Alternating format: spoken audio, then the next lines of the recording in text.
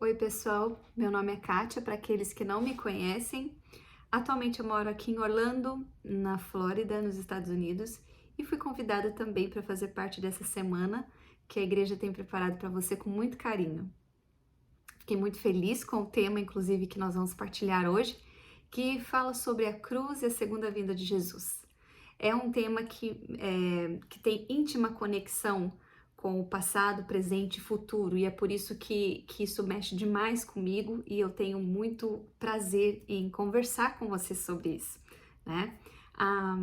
Quando se fala da cruz, a gente tem que voltar um pouquinho no passado e pensar quando foi a última reunião, né, de Jesus com os seus discípulos para que ele então anunciasse a sua morte. E é interessante que ele escolhe um momento assim bem peculiar deles, né? A última ceia, um momento de confraternização, de celebração e um momento que ele estava junto com os amigos.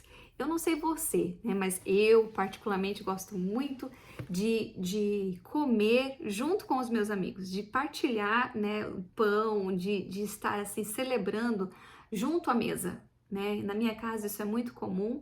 E eu faço questão de fazer isso com os meus amigos e gosto demais de estar participando desse tipo de celebração. O que é legal nesse contexto é que Jesus escolhe exatamente um momento como esse, né? Uma ceia, um momento assim que estava todo mundo junto, conversando, rindo, comendo, né?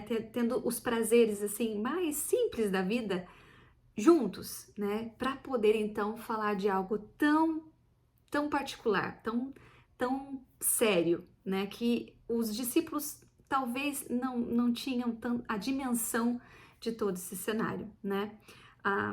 Eu falo que a cruz, ela é uma conexão de passado, presente e futuro justamente por causa disso. Pensa, eles estavam no momento de uma ceia que era comemorada anualmente, né, onde eles celebravam ali a libertação do povo do povo de Israel, onde eles ofereciam aquele cordeiro, né, imaculado, sem nenhum pecado, em sacrifício pelos seus pecados, e esse ritual era muito forte até então. Então, era um momento onde eles estavam pensando no passado, porque tudo aquilo que eles tinham aprendido, inclusive com esse ritual, apontava o Messias que viria. Mal sabiam eles que o Messias estava ali, né? Então, nesse momento, eu acredito assim que eles estavam realmente conversando um pouco sobre tudo que eles estavam aprendendo sobre esses ensinamentos que eram tão fortes, justamente por causa desses rituais, né? Ali eles estavam já presenciando, né, que o Cordeiro seria o próprio Jesus, né? Então, naquele momento, eles talvez estivessem conversando sobre João Batista, né, que veio antes, que estava ali preparando o caminho para o Messias vir. Um pouco depois, né, acho que em 1 Pedro 1, 18 a 20, o próprio Pedro, quando testemunha a morte de Jesus, né, ele entende. Tem um verso na Bíblia, inclusive, que diz assim, que está em 1 Pedro 1,18, que eu vou ler para vocês, diz assim, ó: Pedro, testemunha da morte e da ressurreição de Jesus, escreveu o seguinte: fostes resgatados da vã maneira de viver, como um cordeiro imaculado e incontaminado, o qual, na verdade, em outro tempo foi conhecido antes mesmo da fundação do mundo, mas manifestado nesses últimos tempos por amor de vós. Até a morte, eles ainda não tinham noção desse cenário completo. Mas naquele momento ali peculiar, na ceia, eu acredito que eles estavam conversando sobre esses ensinamentos do Cordeiro, do ritual de Jesus, do Messias que estava vindo, e era ainda um momento de celebração por conta da libertação do povo de Israel, né? A ceia, ela tem assim grandes significados, né? E ela é a principal conexão entre passado, presente e futuro. Por quê? No passado, justamente porque ali a gente já discutiu um pouquinho sobre esse assunto de que viria um cordeiro, né? O segundo aspecto é que na cruz eles então entenderiam o verdadeiro amor de Deus. Esse seria assim um dos principais objetivos, talvez, que Deus gostaria de mostrar à humanidade, o seu grande amor pela humanidade. um amor tamanho a ponto de entregar o seu próprio filho. E a gente não tem... aliás, hoje nós podemos mensurar, sim, um pouco desse amor, porque quem é mãe, né, quem é pai, entende a profundidade, né, e a dificuldade que é você entregar o seu filho para alguém fazer mal a ele, né? Então, essa questão do caráter de Deus, né, demonstrando esse amor tão puro, tão intenso, ficou muito claro na cruz, né? Em João 3,16 diz que porque Deus amou o mundo de tal maneira que ele deu o seu filho, para que todo mundo, todo aquele que nele crê, não perecesse, mas tivesse a vida eterna. Ou seja, só nessa frase já se estendeu aí a graça, né, do sacrifício para aqueles daquela época, né, e para nós hoje, entende? Porque nós que vimos a crer nesse Jesus também temos o privilégio de receber a eternidade através desse amor. Então é um amor assim muito grande que a gente precisaria meditar constantemente para que nós pudéssemos de fato buscar um pouquinho da semelhança, sabe, no nosso caráter, na nossa conduta, para que a gente pudesse transmitir isso a outras pessoas. Esse Deus verdadeiro, né, esse amor de Deus verdadeiro, é um amor que ultrapassa qualquer linha de estudos, né? Por quê? É um amor genuíno, é um amor que não acaba, é um amor que te perdoa, é um amor que não te julga, é um amor que não te condena, independente do pecado que você comete. Vou falar por mim, mas eu sei que você também às vezes passa por isso. Quantas e quantas vezes a gente ouve falar dos nossos amigos, familiares, irmãos que às vezes vivem uma vida de pecado e a nossa tendência é julgar. A nossa tendência é olhar para ele e falar assim, não acredito que ele fez isso, mas esquecemos de olhar para nós mesmos, né? Eu já fiz isso muitas vezes, eu já pensei isso várias vezes, mas graças a Deus que o amor dele me alcança, porque eu consigo, através desse amor, entender que eu não sou nada diante daquele que também pecou, que eu não sou melhor do que aquele que também pecou. E esse amor de Deus apaga qualquer pecado, independente da reputação que ele teve. Isso é insano, entende? Isso é difícil para a gente pensar sobre, porque nós humanos não conseguimos, né? Nós humanos somos tão falhos que muitas vezes nós olhamos e a gente já olha com um olhar de julgamento. Mas esse amor de Deus não, é um amor tão carinhoso que olha para esse pecador e ele diz assim, filho, vai e não peques mais. Eu morri na cruz para que você hoje tivesse a oportunidade de se arrepender e viver uma vida certa para sempre. Né? Isso é lindo, isso é puro, isso é perfeito. Né? Então, por isso que nós temos que buscar constantemente esse amor. A segunda característica que eu vejo aí na cruz, né? Porque a cruz demonstra primeiro esse amor verdadeiro de Deus que entregou o seu Filho. Né? Esse amor que é um amor que sobrepuja qualquer julgamento, qualquer linha de raciocínio, qualquer lógica. É um amor insano, mas é um amor que está desesperado para resgatar a humanidade, né? O segundo aspecto que a gente pode ver através da cruz é a humildade, né? Jesus tinha tudo para se declarar Deus ali, né? Ele poderia ter descido da cruz, ele poderia ter acabado com tudo assim, ó. Ele poderia ter, enquanto as pessoas zombavam dele, ele poderia ter respondido à altura, ele poderia ter tido voz de autoridade, porque ele era Deus também, né? Mas não, isso me intriga o tempo todo. Esse Jesus era um Jesus manso, era um Jesus humilde, era um Jesus que não estava ali para procurar encrenca, era um Jesus que não estava ali buscando provar que era Deus. Ele queria que as pessoas entendessem e percebessem por si próprias, através do seu caráter amoroso e de humildade, quem ele era.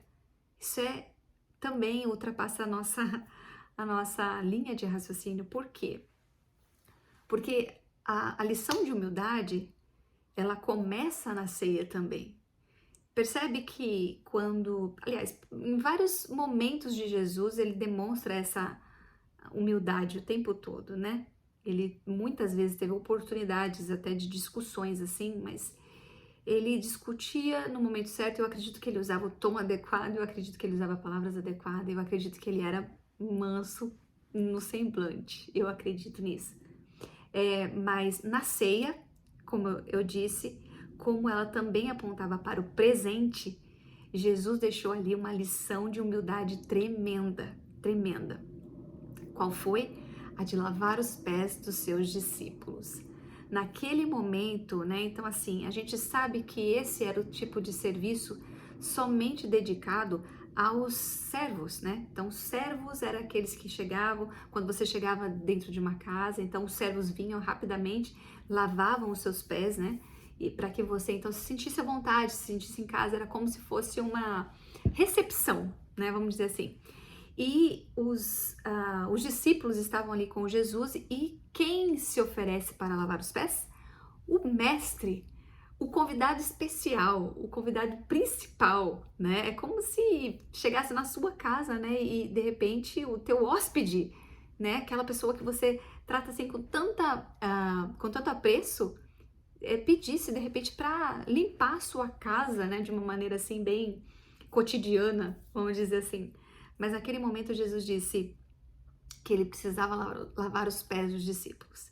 E mais uma vez ali, Pedro, né? Pedro fala assim, não, isso não é serviço para o senhor é mestre. Como é que você vai lavar os meus pés? De jeito nenhum.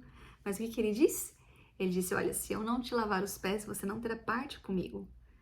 Não porque Jesus queria ser grosseiro, mas que Jesus precisava ensinar uma grande lição de humildade. Um pouco antes aí da ceia, em algum momento, os discípulos também estavam ali disputando quem é que ficaria, né, do lado direito, esquerdo de Jesus, quando ele estabelecesse o seu reino.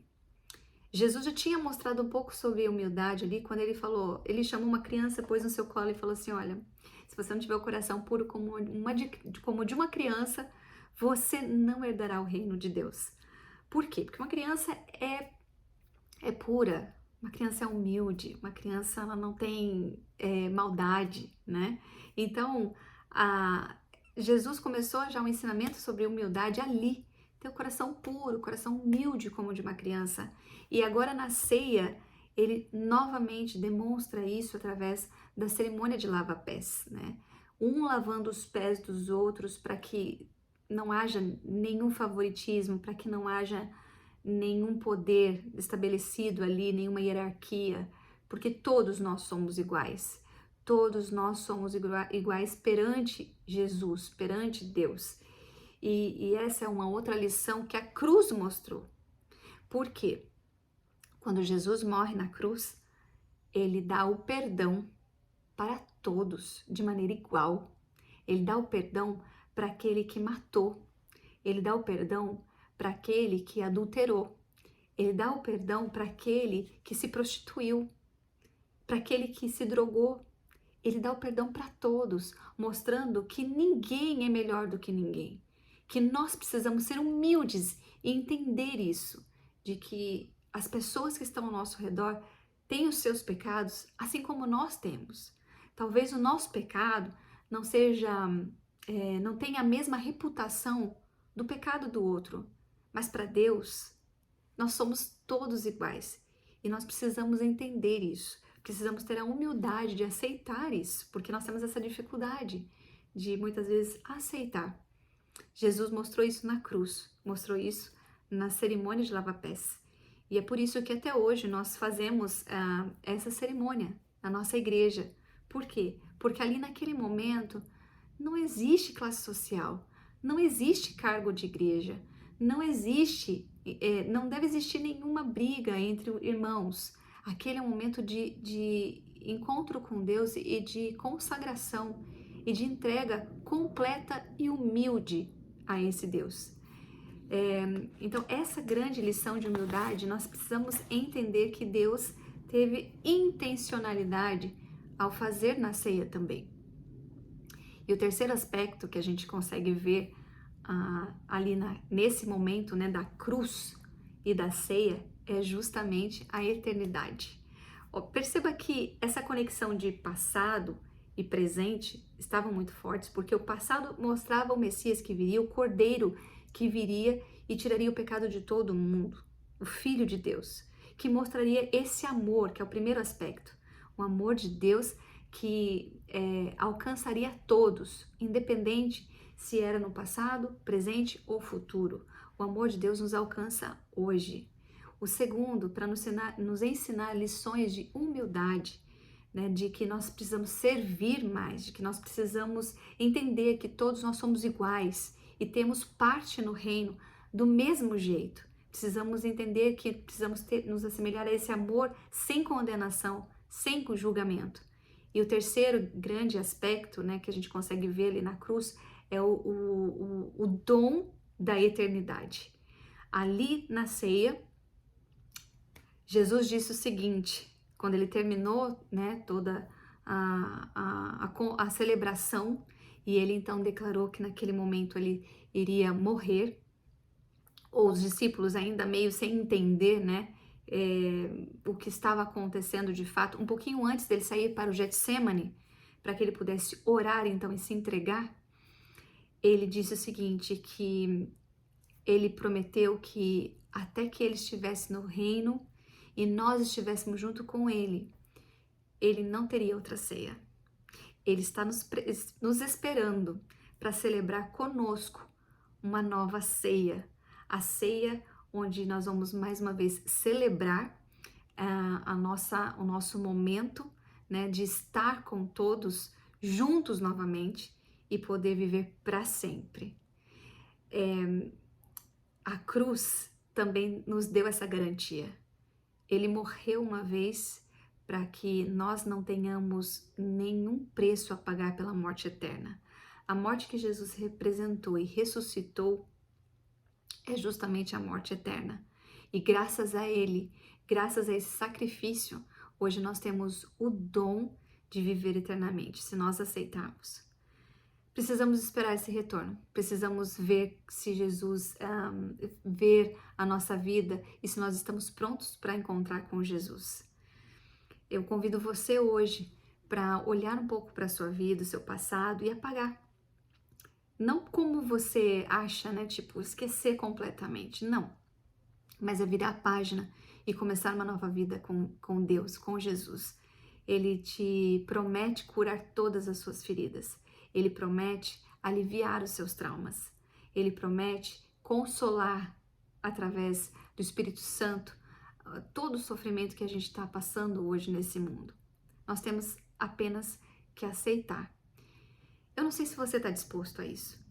Eu tenho orado muito nesses últimos meses, principalmente, né, por causa do mundo que nós estamos vivendo, mas nós temos que orar mais pela nossa salvação, pela nossa vida, pela nossa entrega diária. Eu espero que você tenha aprendido, refletido, pensado um pouco nesses momentos, né, de sacrifício, de ceia, que se misturam, né, na história, mas que apontam para grandes significados: amor, humildade e eternidade. Eu espero ansiosa por isso e eu espero que você também. Então fique com Deus, que Deus possa te abençoar e que você tenha uma excelente semana.